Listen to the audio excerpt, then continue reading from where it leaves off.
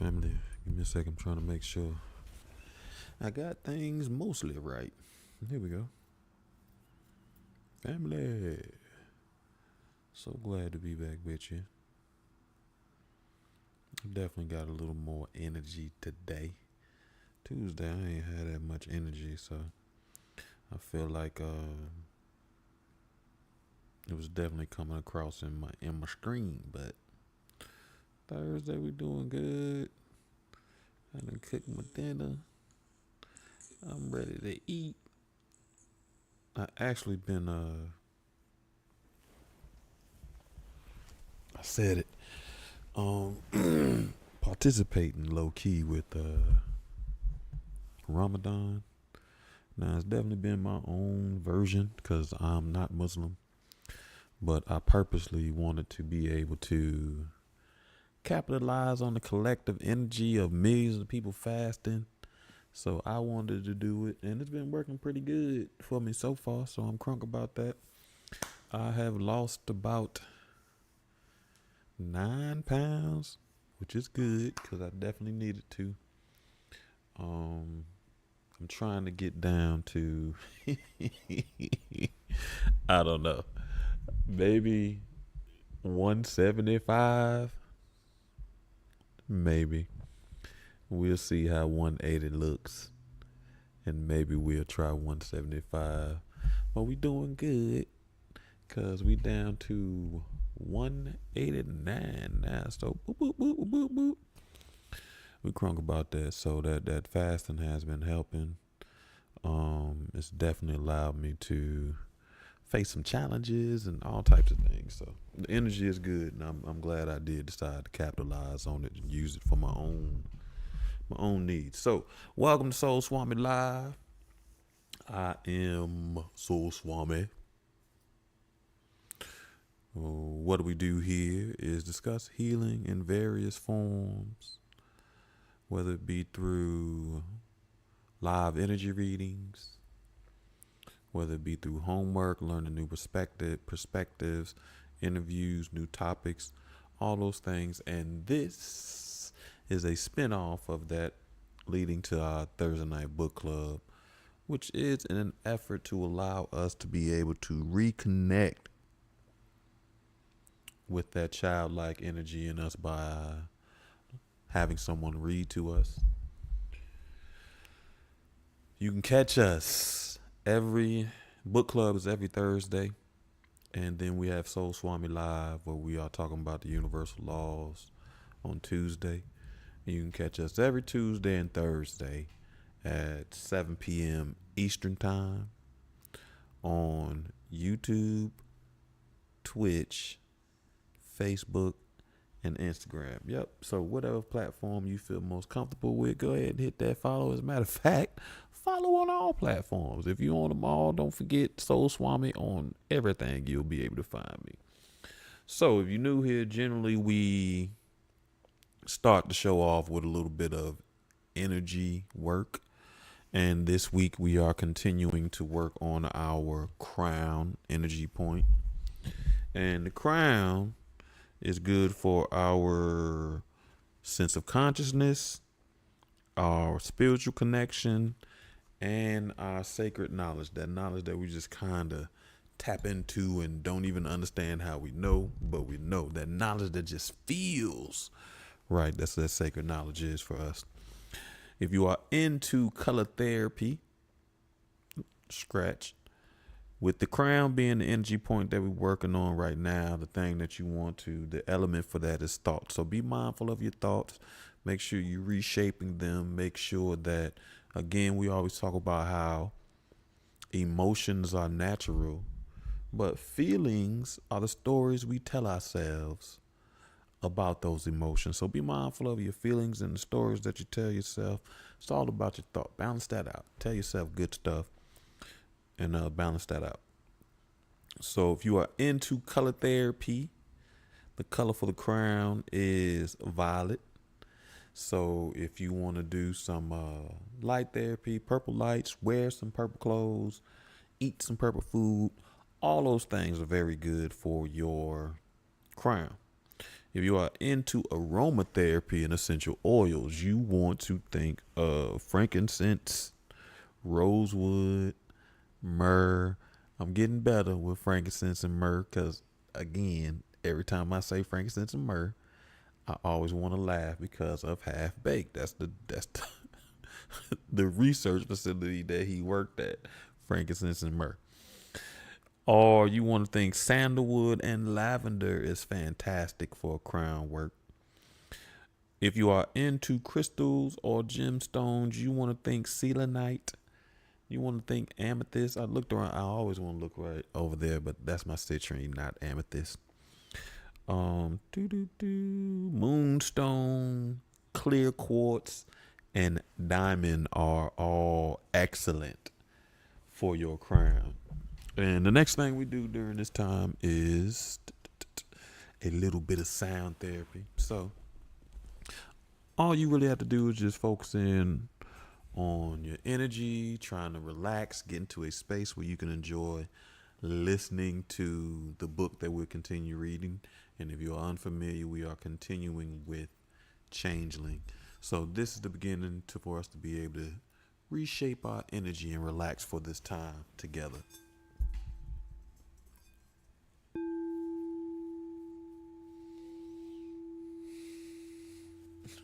Okay.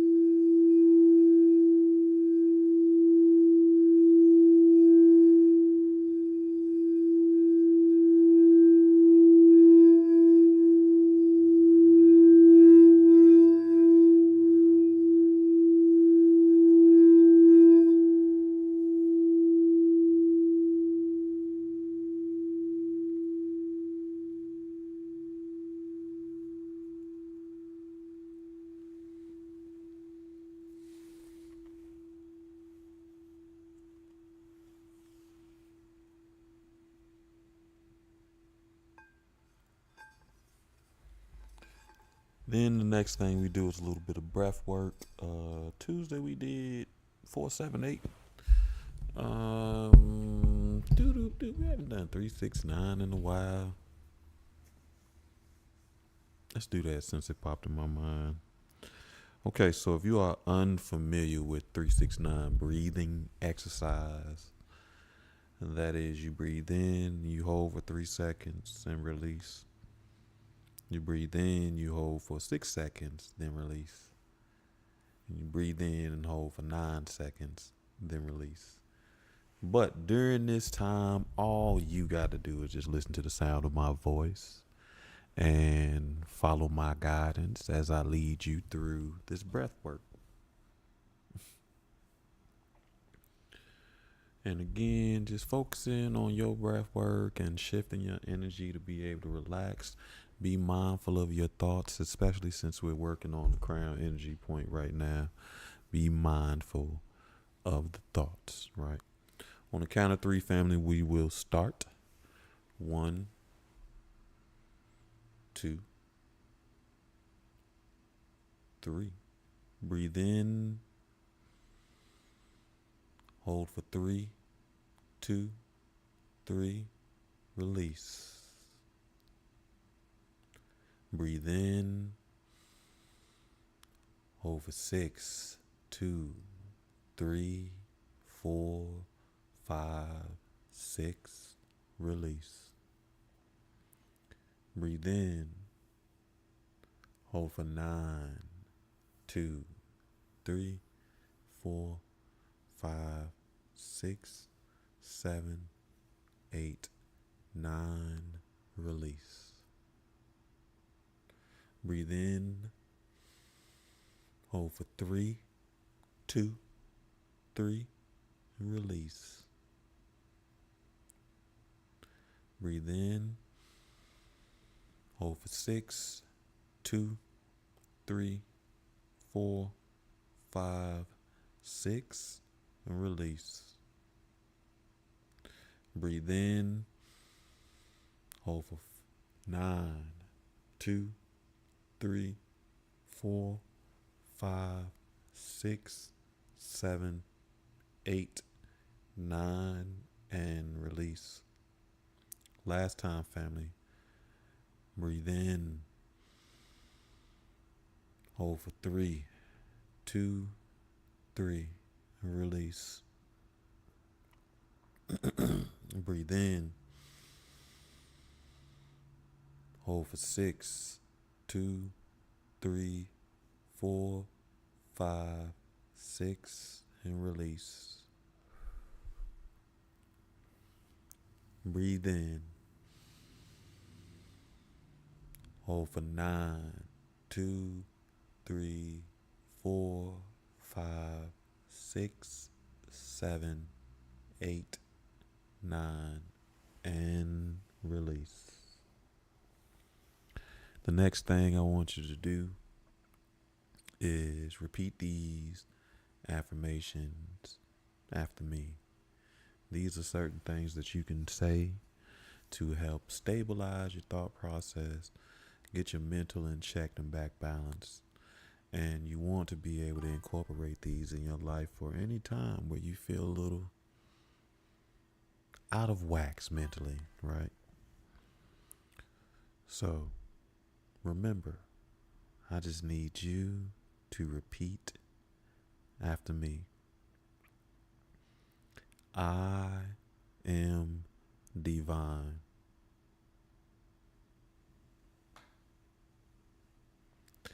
I am connected to the universe.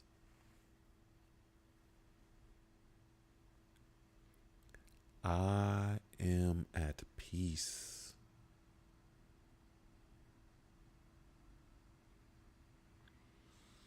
I am a spiritual being.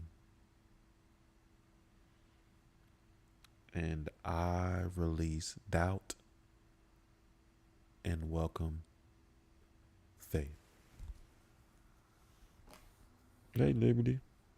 Thanks for the shout out. Don't forget you can leave some comments right now. Definitely when I'm not reading, we can get some shout outs. But be careful because them comments be put me on the sidetrack. I'll be sidetracked talking and thinking about other things. So, but I appreciate the support. I see you watching, people. Thank you, thank you, thank you. As always, don't forget, this is your weekly reminder.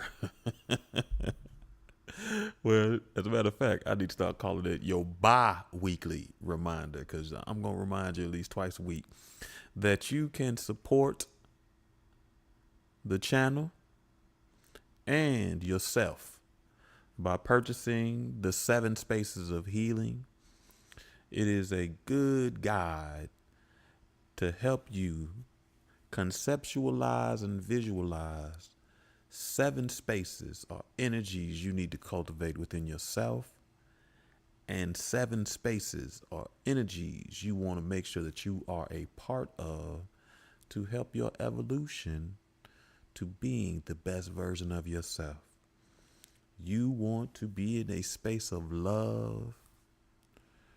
You want to be in a space of healing. You want to be able to use a space of solitude. You want to be able to be in a space of trust, a space of risk without judgment, a space of accountability, and you definitely want to have a space for forgiveness. All right. You can cop this now for yourself on Amazon. It is on ebook and, like we like to say over here, softback.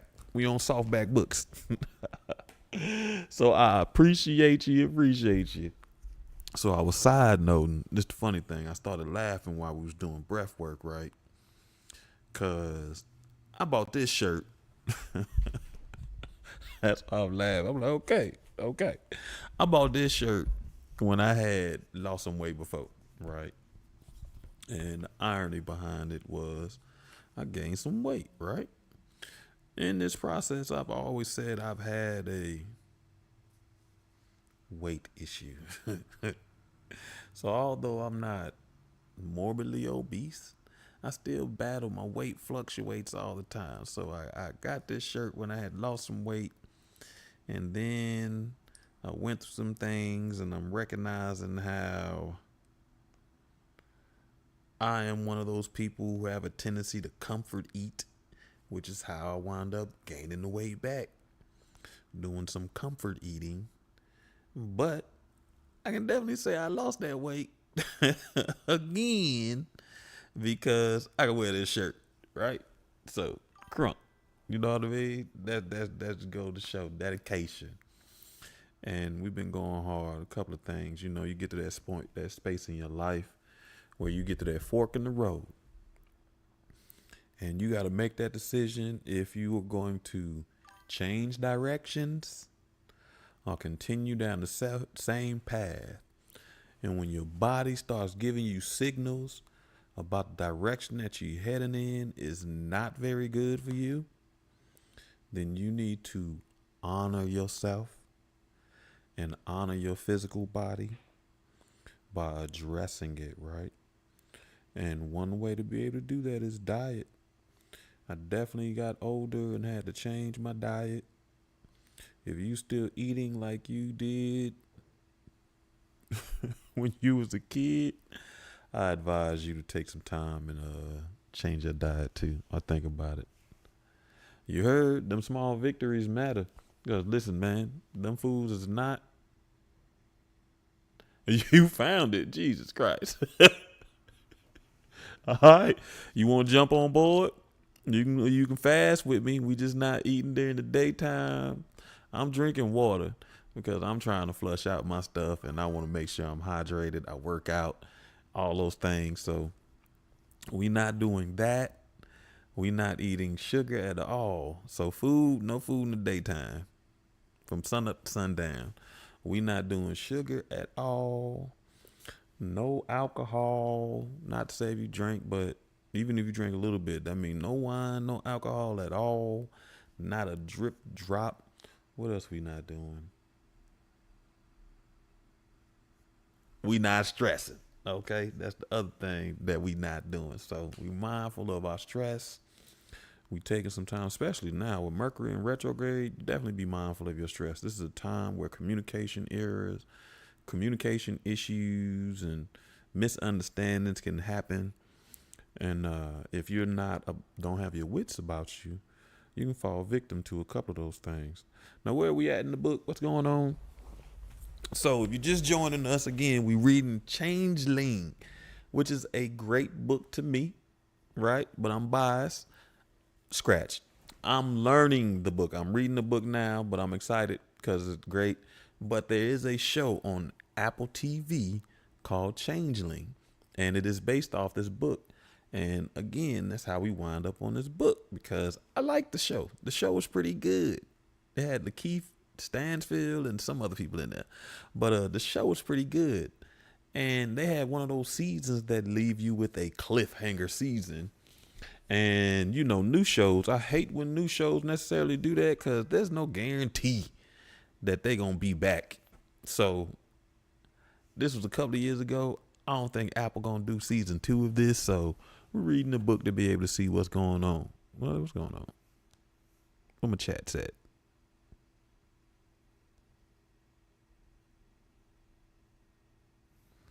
Cuzzo, I appreciate you stopping through for a second, man. Okay, there we go.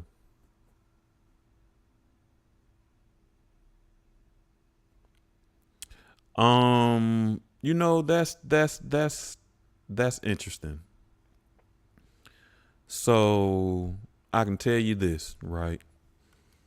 So if you are on your own spiritual journey, I'll tell you something that helps. Awareness, right? So being on a spiritual journey, which I know and you know, it doesn't necessarily mean you don't have a connection to the spirit or anything like that. It just means that you want to reshape and reframe that connection, whether it be grow it stronger, learn with new perspectives, or anything like that, right? So when I reached that fork in the road, because again, we talk about ourselves in 4 bodies: our mental body, our physical body, our emotional body, and our spiritual body. So when I got to that fork in the road with my spiritual body, I really didn't quite know what direction to go into, right? And you know, you pray, you meditate, you do all those things to try that's necessary to get the answer. And I understand, especially how we learning how the universe works and how everything's connected. The easiest way for God or the universe to be able to work with you or give you your answers, it will come through the mouth of someone else. So that's why I say awareness will be very important because someone is going to say something to point you in the right direction to be able to help you find whatever you are looking for, right? Or give you some direction to help you support you. Aside from that, you know me.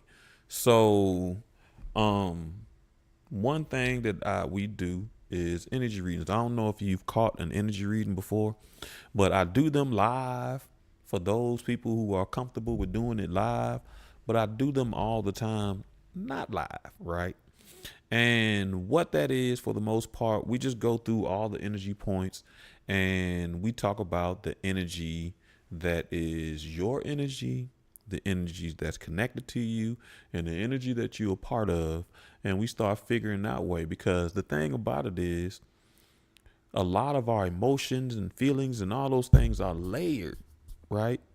And we can only see the outside, the skin of it, but we don't know the fruit inside. We can just feel that it's that.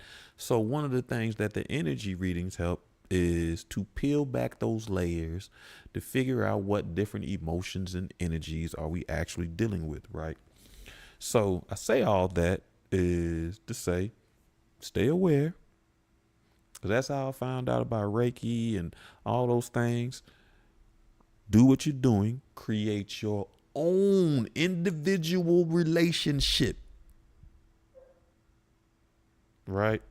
Whatever that means, do at some point, you let people guide you in the lessons that you need to learn, but you don't let anybody else define what your relationship should be anymore, right? So then you create your own relationship, you stay aware, and you stay trying, and you be in that direction. And then outside of that, you need some help, always reach out to Soul Swami, shoot me an inbox. If you got my number, shoot me a text, give me a call. Well, shoot me a text and then give me a call or see my availability because I'll be funny styling all the time. But all that to say is you're not alone. That's the whole purpose of this channel, so we can be in a collective of energies and a collective of people who are trying to do the same thing, hit that fork in the road, and we're trying to pivot and change directions, whatever that may be. You know what I mean? But as we do the work, the clarity comes with us, right? So where are we at in the book?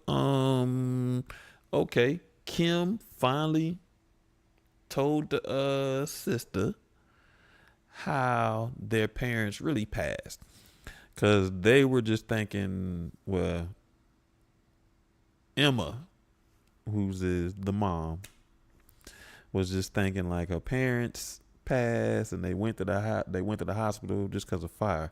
But there was a whole story where the mother was trying to have them burned in the house with them. So it's a weird vibe going on. So the older sister just told the little sister the true story of what happened and how the parents actually passed in the fire. All right, so that's where we're at. They just went and picked up these chains, a bag of chains, which, listen, I promise you, if you are into sci-fi, watch the show, because I remember this episode, she go pick up these chains, right? But you don't know they changed. You just think they changed because you can kind of hear them, and the bag is heavy. You see the sisters walking down the street. They have this conversation. And then the next episode, all hell break loose. you like, what is going on? What is happening? What is happening? Because she wilds out with those chains. And I really want to see how the book is going to describe that, because I'm such a visual learner. All right, family. We are on chapter 29.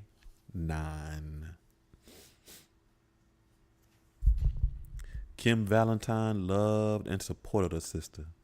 She also suggested to go on antidepressant, Zoloft. One of the potential side effects was rapid weight gain, but somehow it went the complete opposite for Emma.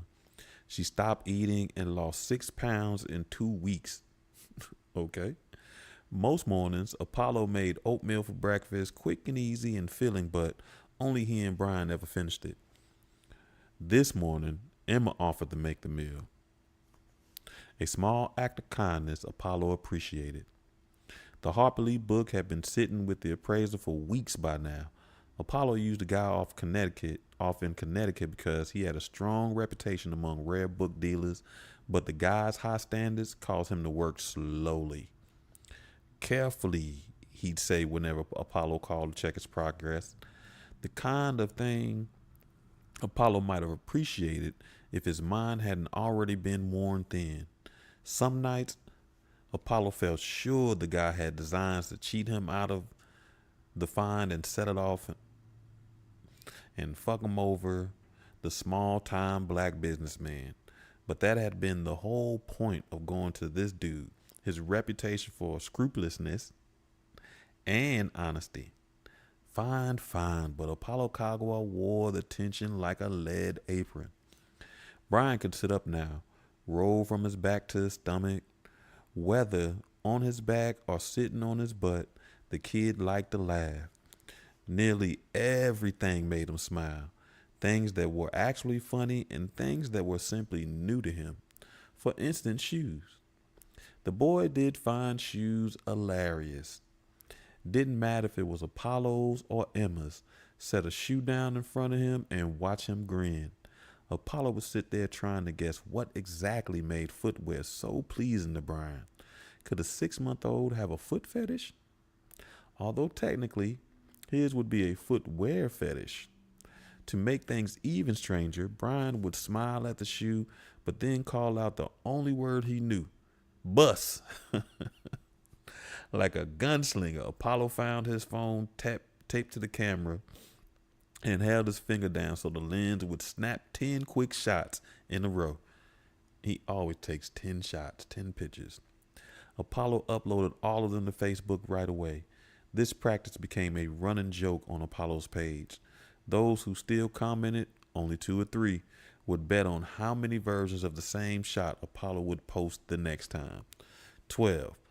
Almost always won, though Lillian had guessed 24 one time and turned out right. 24, Jesus. Brother, slow down. Lillian regularly wrote him to ask him for more photos. Patrice regularly wrote him to ask for fewer. You used to have outside interest, my man. I know that's right. Brian might be 6 months old, but Apollo felt as though he'd aged 5 years. He sat in the same chair as always, back to the nearby steam pipe, tucked in the kitchen corner in raggedy underwear and a threadbare t-shirt. He'd showered recently, hadn't he? Maybe weariness had an actual smell. Emma stooped over her bowl of cold oatmeal and didn't look up at her husband or son. Was the Zoloft making her sluggish, or was that due to some deeper cause? She'd fallen asleep in the clothes she wore yesterday. The jeans so loose on her they looked dangled around her waist when she stood up again. Say something about this photo, Facebook demanded. Facebook do that to me. We were just talking about how Facebook, we give you. Craig commented on somebody's post yesterday. I don't care. So they definitely like, man, you don't want to say nothing? Apollo dutifully typed, our house is full of sunshine. I want to get the baby baptized, Emma said. She didn't even look up when she spoke. So at first, he didn't realize she said anything to him. Brian? Apollo said. You mean Brian? Now she looked up from her bowl. Your mother's been asking ever since he was born. I thought we should finally do it. Apollo sat back down in his chair. Brian reached for the shoe in front of him, batted at it. Apollo scooped up a spoonful of oatmeal into Brian's mouth. Brian swallowed, then opened his mouth for more. He got such a good appetite these days, Apollo said. I think a growth spurt's coming. The church around the corner, Emma said. Holy Rod. That's where we could do it. I made an appointment with the priest, Father Hagen. He seems nice. When? Apollo asked. She looked at the clock in the microwave. Today, she said, in an hour. I'm glad you gave me some notice. You don't have to be there. I can take him on my own.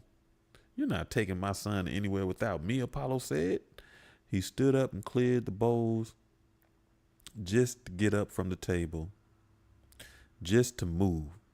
He set them on the counter in case Brian had room for a little more, picked up the pot to scrape out the last bit of oatmeal, took it to the garbage, and opened the lid with his foot.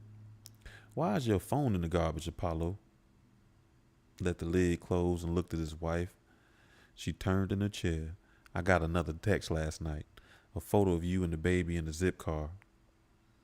He was in the back seat in the car seat. It looked like you were stopped at a red light. The photo was taken through the passenger window as if someone crept right up next to the baby. Brian, Apollo shouted. His name is Brian. He raised that pot into the air and didn't know what he was about to do with it. So he dropped it to the sink to get it out of his hands. A sharp metal clang filled the sink. Brian startled. Apollo rushed to him and picked him up. I'm sorry, little man, he said, kissing the boy, holding him tightly. He squirmed to be free. I know that was loud. Emma spoke over him. Got him. That's what the text said, right under the picture. Got him. Apollo moved to the garbage can, stepped on a lever, and reached inside. Show me that on this phone. Show me just one of these texts. Emma crossed her arms and leaned forward, looking as if she would throw up. They're gone, she said. You know that. They're always gone. They were never there, Apollo said. Emma looked up at the microwave clock again. Let's just go. Let's get ready. Apollo looked into Brian's face, then back at her. We are not going to church with you. You probably told this priest you wanted an exorcism instead of a baptism. Emma shot up in her chair. She held onto her pants with one hand. That's not it. I just want to talk with someone else around. You and me are not talking to each other. On the message board, they suggested therapy or church, and we can't afford therapy. On the message board? I'm so happy a bunch of stir crazy mothers offer suggestions about fixing our family. But the answer is simple. You're what's wrong with our family, Emma. You are the problem. Go take another pill. Now, they didn't put this in the story. Cause yeah, I didn't know he was talking this crazy to her. Emma left the kitchen and went to the bedroom. Apollo stayed in the kitchen with Brian, trying to give him another spoonful of oatmeal, even though the boy had already had his full. He was just felt too angry to enter the bedroom and speak calmly with his wife. Emma reappeared. She'd thrown a coat over her shapeless clothing. It shrank her, tidied herself slightly. Apollo could ignore how small she'd become. He felt himself wobble slightly. But you will. As she left, she slammed the door. Apollo saw she'd left her keys hanging on the wall. Instinctively, he thought to give them to her, but stopped himself. Instead, he locked her out. He held Brian up and looked into his son's eyes. No matter what happens, Apollo whispered, you're coming with me. That's wild. I'm like, dog, they just knew, bro. Your plan is all ready to dip. I mean, I know she acted a little weird, but bro, try to get her some help first. Jesus Christ.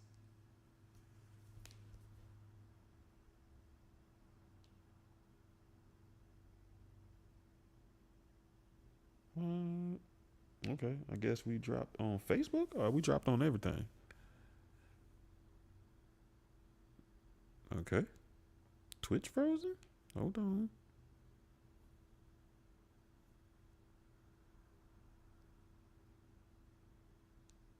All right, we good. I don't know what's going on. We dropped on Facebook, but we're gonna keep it moving. And there we go. Chapter 30. Someone in the apartment was screaming. Had been screaming for a while now. Was it him? No. He didn't think so. How could he scream underwater? Underwater was how he felt. Sunk. Waterlogged. Drowned. He couldn't see. Felt nothing. But he could hear. That goddamn screaming. Wailing. And it wouldn't stop. In a way, this was good. If he couldn't hear that high-pitched voice, he'd be lost in this darkness at the bottom of the sea. But the screams were like a light, flickering at the surface of the waters. He could move towards it, hone in on the howls. Did he really want to? Better than being left alone down here. He could hardly breathe. He kicked his legs. He was a strong swimmer. He tried to use his arms, but for some reason they wouldn't move. They'd gone so numb that he couldn't even be sure they were attached to him anymore. There was only this deep chill in his shoulders, an arctic stab in both sockets. It was because his arms were chained behind him. They'd been that way for hours now. He didn't open his mouth for fear of swallowing water. He wasn't in the river, nor in the ocean, but that's how he felt, submerged. He was in an apartment in New York City, his apartment, where he'd lived with his family for 2 years, being guided back to charity, to clarity, to consciousness by the lead line of another person's agony. In a way, he had to be grateful for the stranger's pain. If not for that screaming, he'd only flail aimlessly in the darkness lost. When he finally opened his eyes, once he blinked away the sea water of stupefaction, he was in his kitchen. His kitchen? Sitting in one of those white IKEA chairs Emma had ordered for them 6 months ago. He was backed into a corner, was saturated not by seawater, but by sweat. There was vomit across his chest and on his pants, still moist, the color of creme brulee. He couldn't smell it, not yet, because he was too confused. He kicked his legs again like he'd been swimming and his feet rattled. He shrugged his pinched shoulders and heard another rattle. He tried to look down, but when he did, it burned. The whole room felt tropical. Heat in the high 90s filled the place. The steam pipe was partly to blame, yes, but he could see also Here now, from the other rooms and apartments, the rattle and fizzle of the radiators, all were on. The apartment buckshot, upturned on the floor, right near his feet lay a bowl, his bowl, morning breakfast, oatmeal spread in a burst. And then on the oven, finally, he found the surface of all that screaming. Not a person, but a kettle. The flame was turned high and the water inside was on boil. The kettle wailed and spewed a plume of smoke from its snout. A little dragon. It had been sitting on the fire for so long, the water inside rolling, that it jiggled and jumped on the stove top. The kettle couldn't wait to pounce.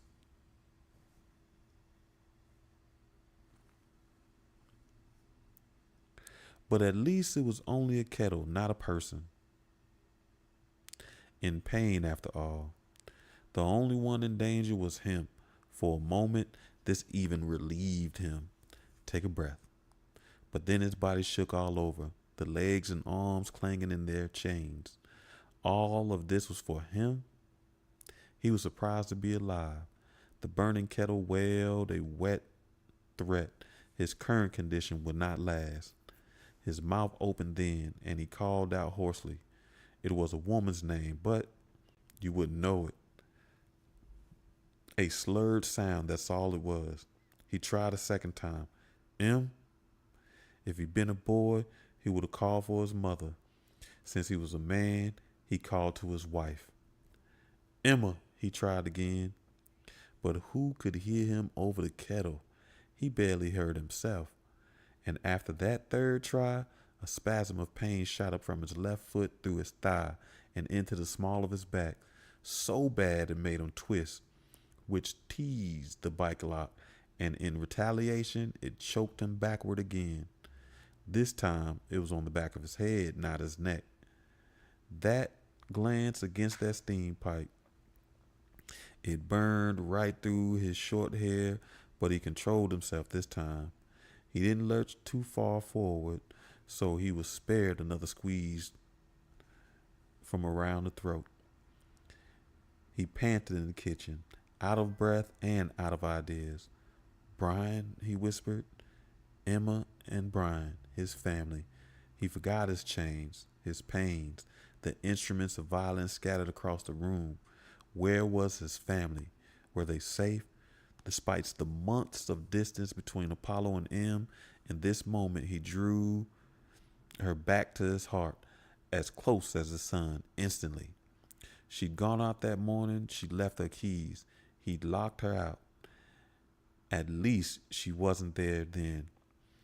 But that left only him and Brian. Now the kitchen screeching seemed like the voice of his newer fear, not for himself, but for the boy. And just then, he heard the creak of the floorboards in the next room.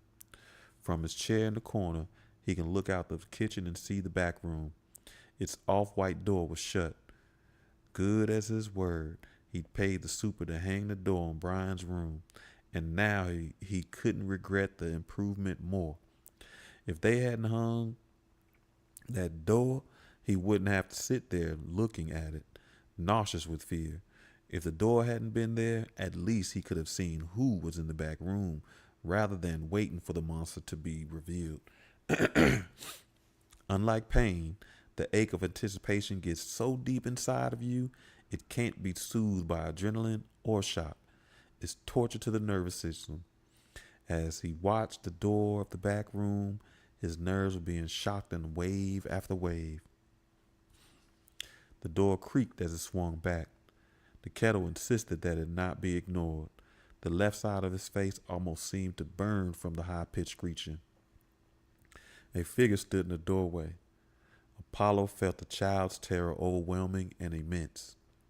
The back room was completely dark, even though he could see through the kitchen window that it was a light out.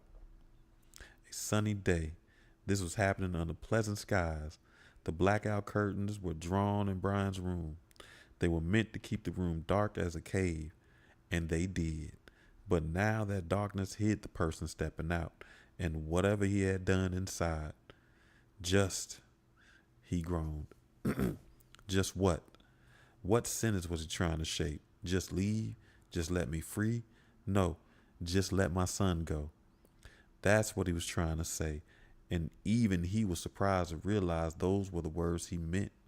Surprised because a person never really knows how they will react at those worst moments, do they? Each of us hopes to be brave, to be kind, to be heroic.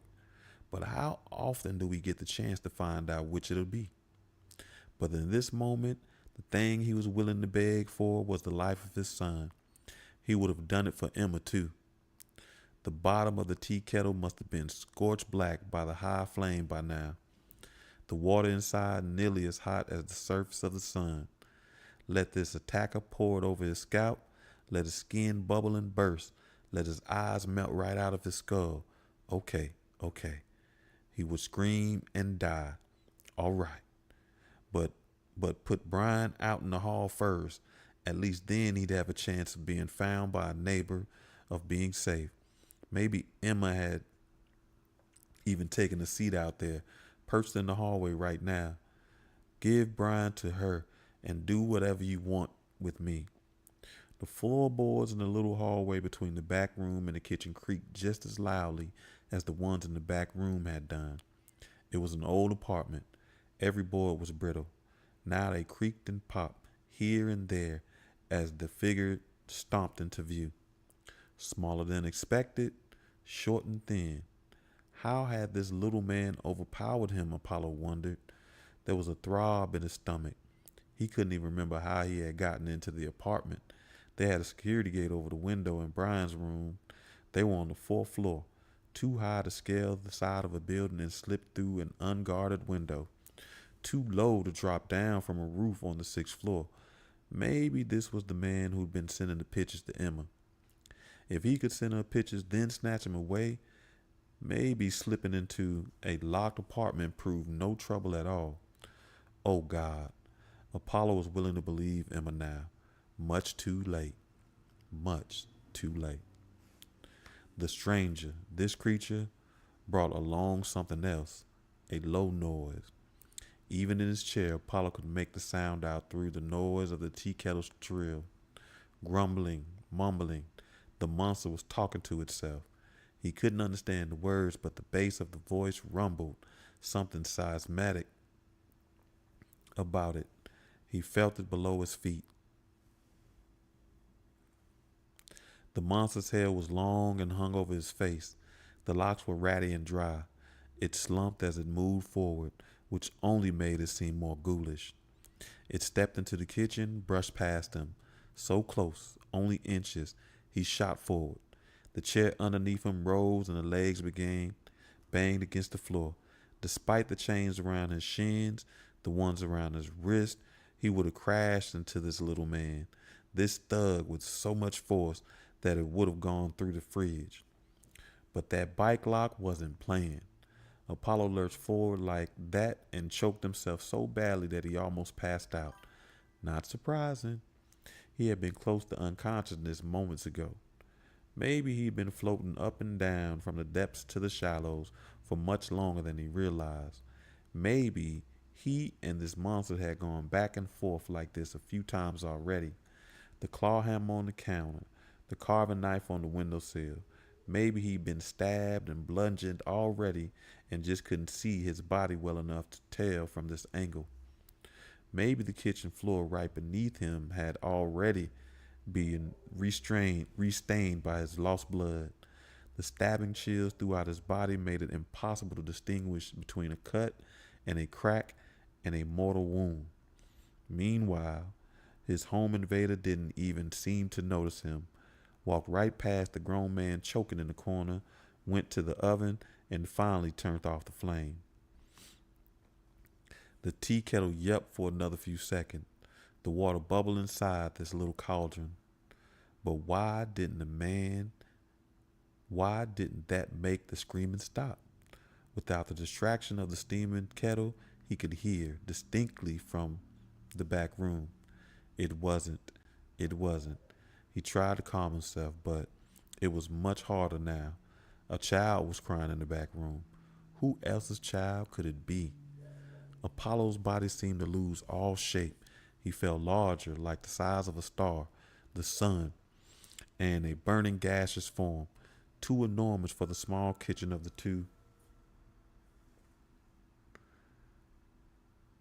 two-bedroom apartment. Why weren't the walls disintegrating? How soon before the floor and ceiling singed into dust? Why hadn't the world been burned to ashes instantly? His terror flared hotter than the star at the center of our solar system.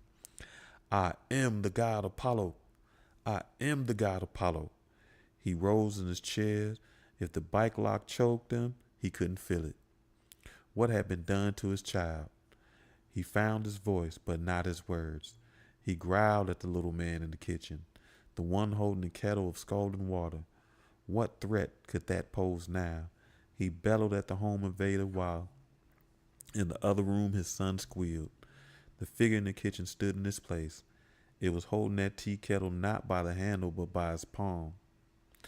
Its flesh must have been burning, but that hand didn't quiver. The invader finally held his gaze. The creature saw him there, chained to the corner, spitting and raving and rattling his chains. And now the man in chains could see the attacker clearly. Emma? In the back room, his son's cries turned into hiccup shrieks. Brian was 6 months, but these were the cries of a newborn. That special, senseless yelping. They ride one on top of the other. The next one begun before the first one even finished. Not only pain, also confusion, and such naked weakness. The cries that make a new parent panic right inside. Emma Valentine had come out that room. Emma, he tried. What did you do? Maybe nothing yet. Maybe Brian was only terrified and not hurt badly. The weapons were all here in the kitchen, weren't they? Even in his nightmarish moment, he fussed at the thorn of hope. She watched him. The steaming kettle sitting on the palm made her look like a waiter about to bring a tray to the table. How could she not feel that pain? He could see her palm had turned red. Despite his son's screams, he could even hear the flesh of her hand roasting. The air smelt like burned charcoal now, and yet his wife registered none of it. She stood in the room, but she wasn't there.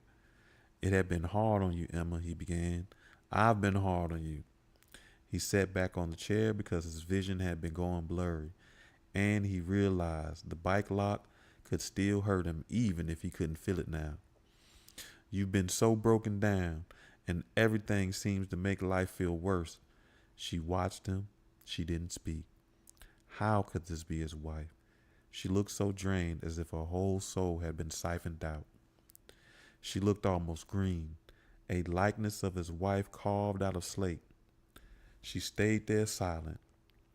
He thought maybe, deep inside, she wanted him to talk her out of whatever she had planned. You're not the only one. It happens to mothers all the time. Emma, it's not just you. Kim told us that before you went on the meds. I can hear Brian in there. He still sounds strong. There's nothing that happened here that we can't fix. She shuffled and looked away from him. For the first time in her hand, the kettle wobbled, as if she finally felt pain, as if she was coming back to herself. Just let me loose. We'll check on Brian. Hearing her son's name seemed to work on her like some post-hypnotic suggestion. Her head tilted backwards as if she had gone into a trance. Her eyes became electrified. There was his wife. He had her. Appeal to that woman, the mother of Brian, the sister of Kim, the friend in the shell, professional librarian, the woman who lived in Brazil, the girl from Boone's Mill, his wife. All of these versions of her were women who would never be willing to hurt their only child. But Apollo was wrong. He didn't have her. With a free hand, Emma grabbed the claw hammer off the counter. She stepped towards Apollo and with one fluid motion and drove the hammer into the side of his head. Apollo's cheekbone cracked. He heard the bone chipping. The sound played loudly inside his skull, and suddenly The right side of his mouth wouldn't open easily. His vision shifted, the bottom half going dark, as if his eyeball had just slipped out of the housing. Through the left side of his mouth, he pleaded, even as Emma, his wife of 5 years, dropped the hammer to the floor. She walked past him now. He rose from the chair again. What pain could compare to what Brian would go through? Nothing. Not one damn thing. He rose in the chair, and that bike lock barked him back down. His weight crashed with such floor that one chair leg broke right through the thin wooden floorboard. So now his chair went back down at a new angle, and his throat caught by the bike lock yet again. But this time good posture wouldn't help. He was like a ship listing to port. Okay. The bike lock became a noose. He was going down. Don't hurt Brian, he pleaded. His wife walked out of the kitchen. In the hallway, just before the back room, she turned to him. She raised the kettle of scalding water. Don't hurt my son. The child wept and choked and coughed and cried. Please don't hurt my baby, he begged. As she stepped back into the darkened room, he sank into the darkness of his own. Spots appeared in his eyes, and he still strained so hard that blood coughed out of his mouth. Emma spoke then, clearly and directly. It's not a baby, she said. Unit 4, ship damn motherfucker. Shit. Chapter 31, Recovery.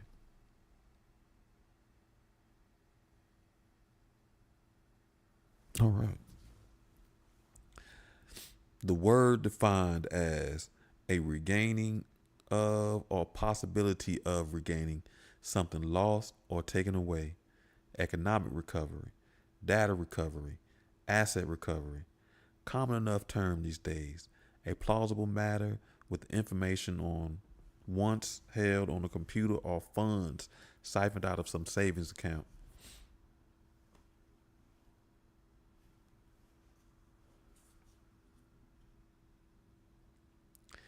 Even the human body will validate the noun.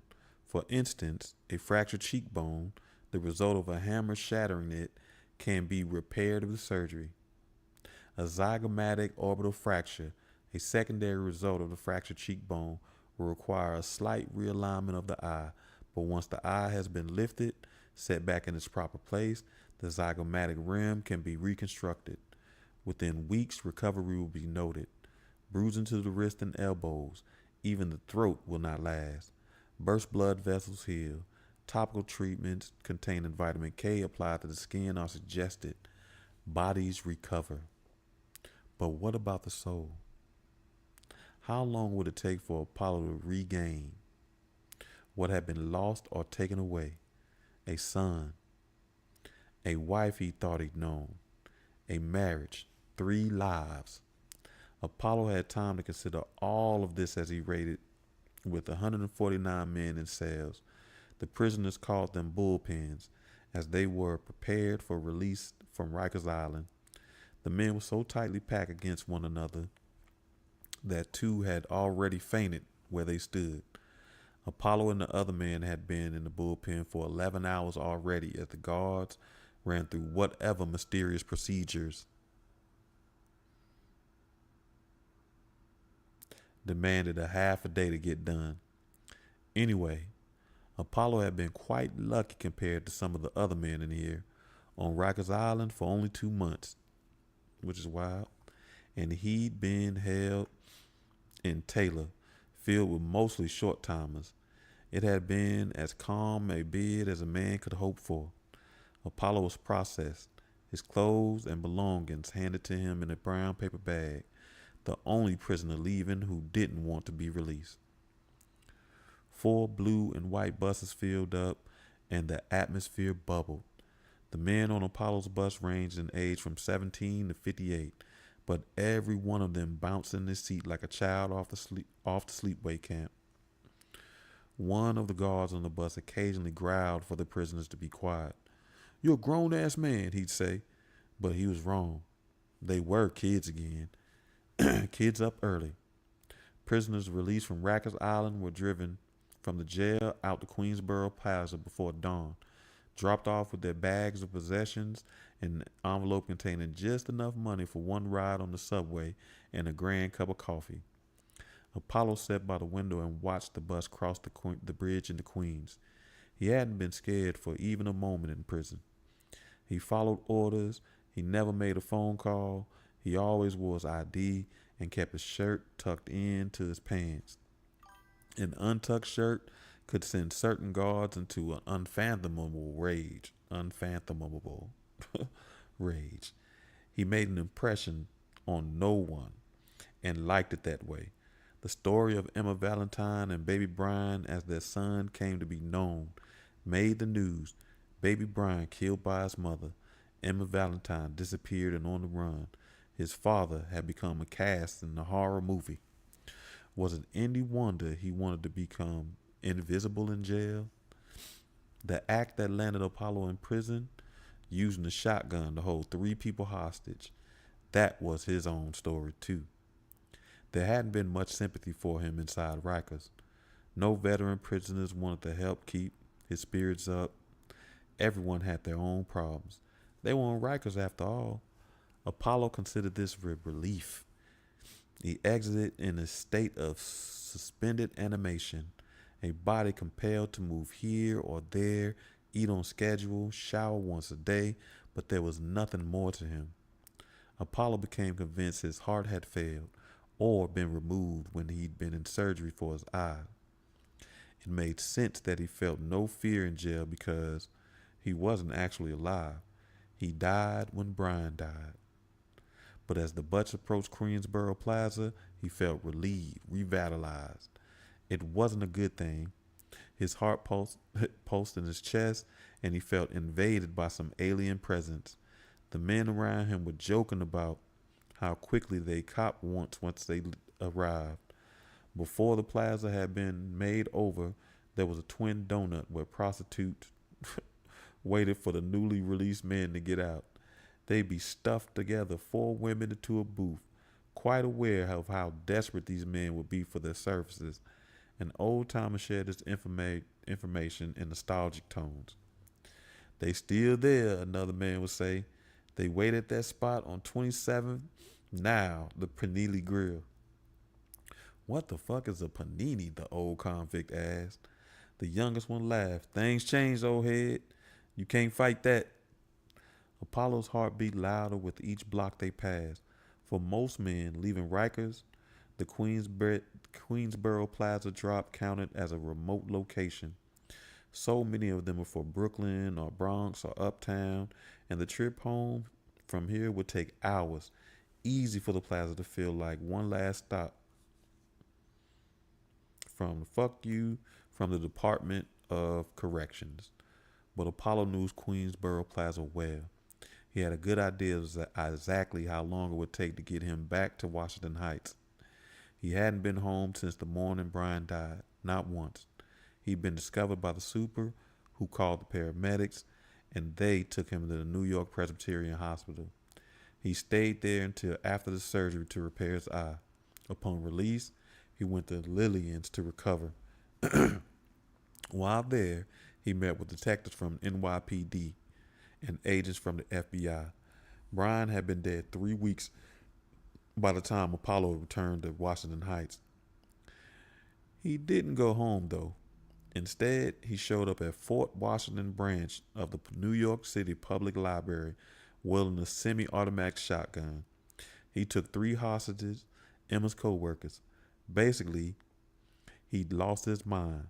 He wanted them to tell him where Emma had gone. He wouldn't believe they didn't know. The police had to be called in. There was a standoff that lasted 6.5 hours. Despite all of this, Emma's co-workers refused to press charges, even testified on his behalf when they appeared in court.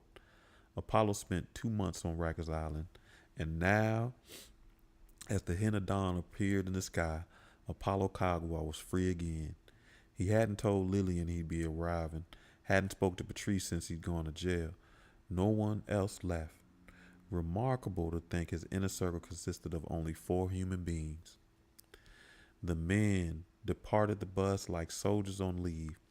Maybe Riker released the men in such a remote location at a time so early because they wanted to risk as little collateral damage as possible. Like the thinking behind doing atomic testing in the desert or some distant isle. Though there were always casualties in those cases, weren't there? The land of the Bikini Atoll remained uninhabitable to this day. That's true. Apollo felt as if he glowed with grief, poisoned with mourning inside of radiation. He couldn't go home. He could not be in that place. Not yet. This was why he must have been the only man on the bus who didn't want to board it.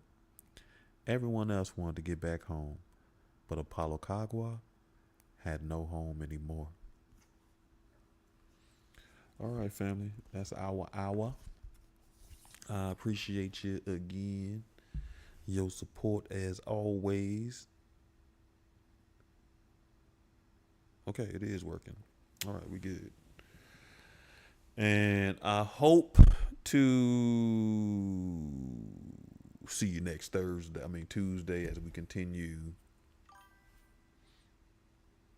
our discussion of the 12 universal laws. And if you don't make it Tuesday, I hope you can come back here Thursday for the next episode of Book Club as we continue reading Changeling. And before we go, I want to remind you that you are divine. You are connected to the universe. You are at peace. You are a spiritual being. And you can release doubt and welcome faith. Again, family, I thank you. I look forward to our show next Tuesday. Have a great weekend. I think I'm going to go to the rock show this weekend because it's my thing. And again, I appreciate you, family. Peace.